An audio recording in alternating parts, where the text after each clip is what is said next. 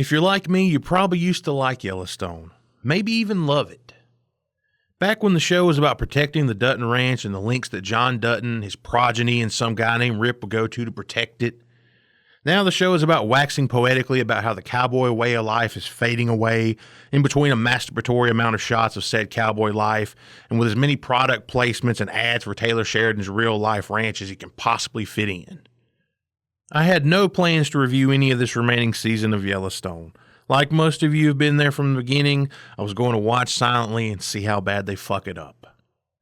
But after a certain moment last night, I felt compelled to make this video. Here is that moment. Howdy. Howdy, he says. Oh, howdy back.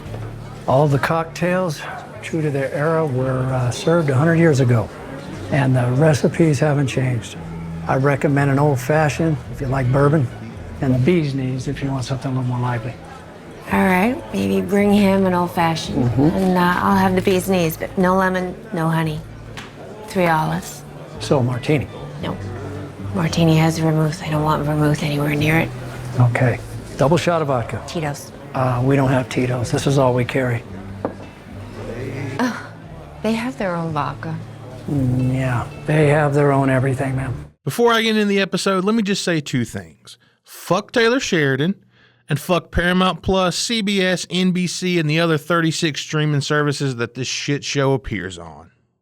People criticize Kevin Costner for betting on himself and leaving Yellowstone to make Horizon, but honestly, that seems like the better decision with each passing episode. So, how was this episode? It was another mediocre pile of shit. This is the part of the episode where I remind you that algorithms and validation are what keep this channel alive, so please like and subscribe. John Dutton is dead. To the public, he unalived himself, but Beth knows better. Last week's premiere set the stage for the end of the show, well, at least in its current form, because let's be honest, they won't let this shit die. Taylor Sheridan needs more money so he can go start a vineyard and sell 4-6's wine at Walmart right next to the Yellowstone frozen dinners. Stop by and pick up Rip's ranch hand beef and cheese pasta bake, now made with extra Kohlhauser ginger pubes. Yes, ladies, he's actually a soulless ginger fuck. Now with J. Dutt dead, Casey in charge, Rip back from Texas, and Beth on to Jamie and ends every episode in her bra and panties lady, the stage was set for this episode to move the story forward, right? Wrong. Instead, we go back in time to Rip still in Texas to show that the Wranglers made camp on top of a rattlesnake den. Luckily for Rip, Beth's about to show up for a little R&R right after she continues to be her one-dimensional badass bitch character when she gets pulled over for speeding. In the present day, we briefly catch up with Piper Perabow's Summer. Remember her? Don't worry, the show don't either.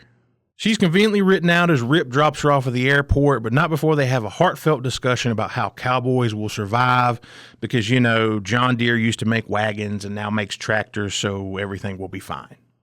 Casey reaches out to his Black Ops bro to figure out which shady group a major corporation would hire to assassinate an elderly man in his bathroom. Meanwhile, Beth confirms what she already knows about Jamie's involvement in John's death. All this gets ends every episode and her underwear lady all horned up, of course. Oh, Jamie, just thinking about the fact that we had your father killed so $1 billion company could build an airport on your family's land gets me so fucking hot. Now eat me out on your desk. If you're another unfortunate soul who tuned in last night, you have my sympathies. Yellowstone Season 5, Episode 10 gets a Go Fuck Yourself Taylor Sheridan out of 10 from me. Thank you for joining me for this episode. If you enjoyed this review, like and subscribe for more.